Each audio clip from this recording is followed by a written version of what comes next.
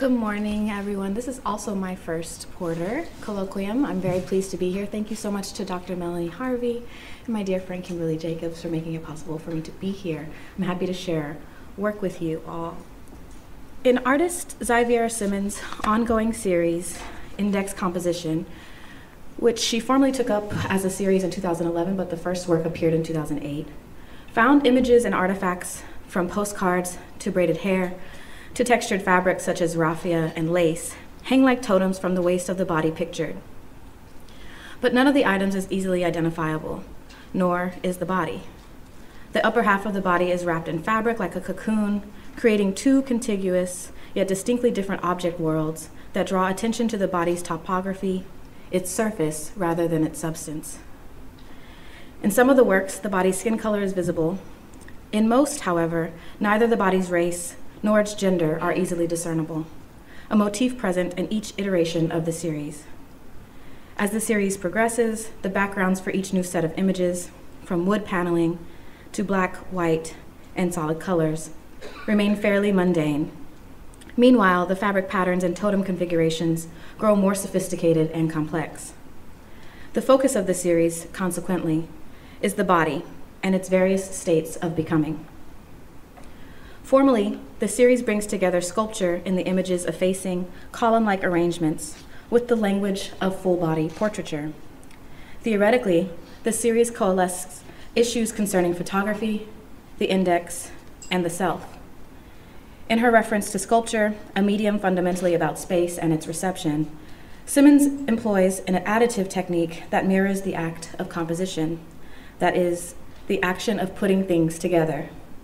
Individual items are fastened to each other to create the larger work. Subsequently, through the process of accumulation, the body becomes a landscape, a genre that, along with portraiture, is seen to index selfhood. Recent studies of landscape highlight how the genre functions as a cultural practice of exchange between humans and nature, self and other.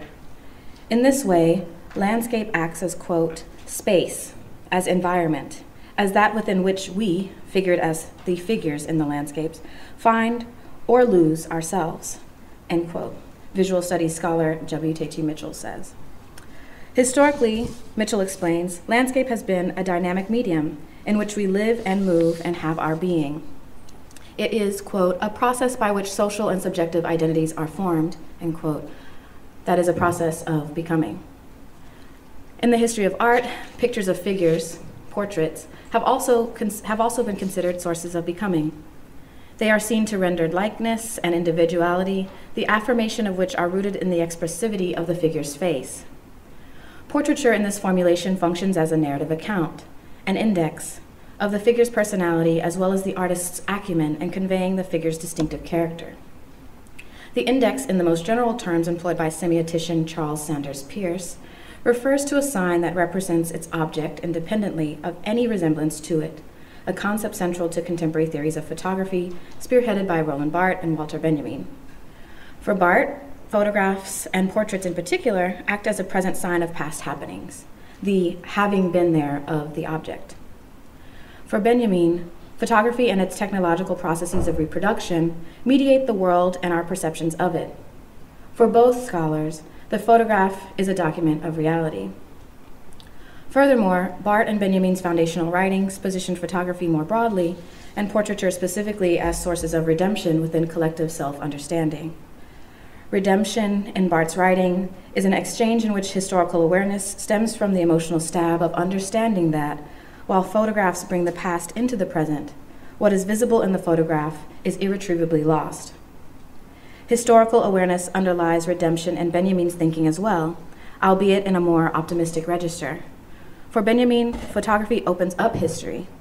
Sharing reflections of the past with others, the point of writing, contributes to the collective redemption of humanity. Although Barthes and Benjamin approach photography as a source of redemption from different positions, this interpretive drive continues to influence present-day analyses of art at the intersection of race and representation, a crossroads at which Simmons' work is situated. Portraiture's function within this drive represents not only how we picture, but also give accounts of ourselves, of our past, and of our progress, through image production more broadly, and through photography specifically. Photography, according to Cocos Fusco, offers the promise of apprehending who we are, not only as private individuals, but as members of social and cultural groups, end quote. Activating questions of the self within picture-making traditions, Fusco's claim highlights photography's role within identity construction and how we come to know ourselves with and as others, as public citizens, as Americans, as she writes. Fusco's statement also foregrounds a relationship art historians see as indelible to picturing the Black body in portraiture. That is, the correlation between indexicality and racial reckoning. And by racial reckoning, I mean the sense of accounting for oneself as a member of a particular social, cultural, or racial group to which Fusco refers, and the reparation of racial trauma. The relationship between indexicality and racial reckoning and its importance to the representations of the Black body in portraiture occupies a long history within American art practice and criticism. As Gwendolyn Du Bois Shaw tells us, American artists from the American Revolution to the Civil War into the Gilded Age produced dynamic images of Black sitters in efforts to create enduring symbols of self-possessed identity. Simultaneously, many of these portraits, which exist as references to generalized types rather than pictures of distinct, named individuals, provide a window into cultural stereotypes and practices of their time. By the middle of the 19th century, photography offered Black sitters an affordable and accessible way to fashion individual identities. This performance of self-fashioning in photography is seen as an enduring aesthetic quality of 20th and 21st century Black portraiture. Cheryl Finley and Deborah Willis underscore this view, maintaining that elements of self-fashioning, which include idealized poses, style, and dress, work together in the Black portrait to present a sense of place and identity in visual form. Self-fashioning in this context redresses, quote, the experiences of people who have been caricatured through much of visual history, particularly in 19th century anthropological and colonial photography, end quote. For Finley and Willis, self-fashioning and Black portraiture in the past and present are reparative acts of creativity. During the first 2 decades of the 21st century, when post-racial aspirations collide with anti-Black animus, this amounts to, quote, visual testimony of a collective memory in an age where Black lives matter, end quote. The phrase Black Lives Matter is a reference to Black Lives Matter, a chapter-based international activist movement committed to validating Black life. Founded in 2012, its mission is to counteract anti-Black violence through community-based restorative justice in order to realize democracy's full potential. Restorative justice contrasts punitive approaches to crime and retribution by encouraging victims and offenders to mediate a restitution that satisfies both parties. On this model, victims are active in the process, while offenders take meaningful responsibility for their own actions to right their wrongs, which presumably leads to personal and collective redemption.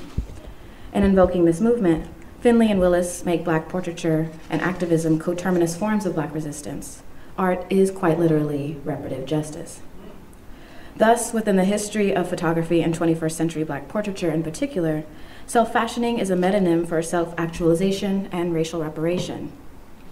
Especially evident in this 21st century framing is Black portraiture's status as a proxy for social relations routinely invoked by politics. Portraits are proxies for individual and collective selfhood. Photography's ability to account for the self in terms of race, gender, and sex, individually and collectively, is a primary concern for Simmons, and portraiture and landscape are key sites for the artist's engagement with histories of image making. However, her work, in my view, turns away from aesthetic and social norms concerning photography as a source of self-actualization and redemption, and portraiture and landscape as sites of racial reckoning, by, in fact, rejecting definitions of genre and the self. Rather than exploring these genres for their individual character or specificity, Simmons sees portraiture and landscape as interchangeable twin practices. Portraiture, landscape, these words are interchangeable to me, she tells Paul Laster in a 2015 interview. And as we see in index composition, she folds one genre into the other, thereby defying their respective distinctions. A portrait becomes a landscape. This rejection of definition and specificity on the level of genre also happens on the level of the self in Simmons' work. Regarding her approach to photography and to portraiture and photography, the artist admits, I'm trying to combine parts of different artistic practices to almost force the portrait onto the photograph, even if the face is not there, even if the figure is not there," end quote. But in forcing the portrait while at the same time eliding its conventions, her work offers counterintuitive meditations on the genre's ability to evidence selfhood. By covering the face and most of the body in her index composition series, the figure as a fully discernible self remains hidden, laden with totems and signs that are physically connected to the figure's body, but whose reference are irretrievable or out of view. Therefore, rather than presenting portraiture and identity as co-constitutive, Simmons' accumulations of found photographs, diasporic totems, and cloaked poses purposely do not reveal the subject's self pictured in them. They contest the very idea of self-definition. They instead show surfaces of disparate items, of masked bodies, of incongruous object worlds that beg us to look closely, but which refuse access to their interiority and ultimately their knowability. For one critic responding to Simmons' depiction of becoming in her index composition series, quote, "The body acts as a vessel and memory as the tangible object," end quote. In this formulation, the body is the core, a container of information that orders our senses of identity and spurs our ability to recollect past experiences. But Simmons' effacement of bodily surfaces in these images, in my view, conveys a counterintuitive enactment of becoming akin to the one Gilles Deleuze describes in A Thousand Plateaus. Becoming, according to Deleuze, is not an evolution. Although it concerns alliance, indeed every becoming is a block of coexistence in his words, becoming for Deleuze is the continual production of difference initiated by a disruption of norms, a break or turning away from conventions that make said norms impossible to distinguish or see.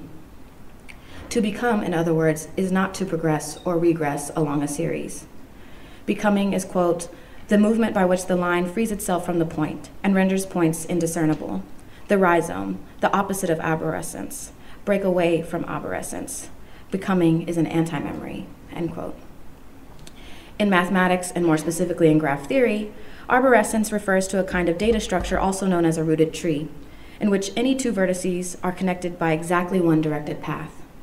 Arborescence is the directed graph form of a rooted tree, which means branches of data spur and point away from the root of the tree, all the while maintaining their core attachment.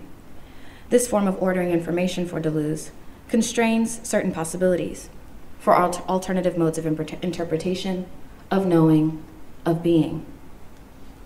The adjoining yet disparate image worlds that comprise index composition suggest a Deleuzian process of becoming, a process against direct associations, the retrieval of the past, and norms concerning the Black body as an index that anchors and affirms identity. That photographs are always and only depictions of whatever was before the camera at the moment of exposure, and as such occupies the correct causal relation to the resulting image, in German Costello and Margaret Iverson's summation. This is continually frustrated in Simmons' work. Ultimately, her approach to Black image making does not progress or regress along a series, even as it is configured as a series. It is a counterintuitive process of becoming that destabilizes the relationship between indexicality and racial reckoning at a time when claims concerning the particulars of post-identity proliferate in the public sphere, specifically humans as post-human, Americans as post-race, art as inhabiting a post-medium condition, and contemporary art by Black artists as post-Black. The post at the fore of all these terms refers to a sense of liberation from past constraints, tropes, and expectations.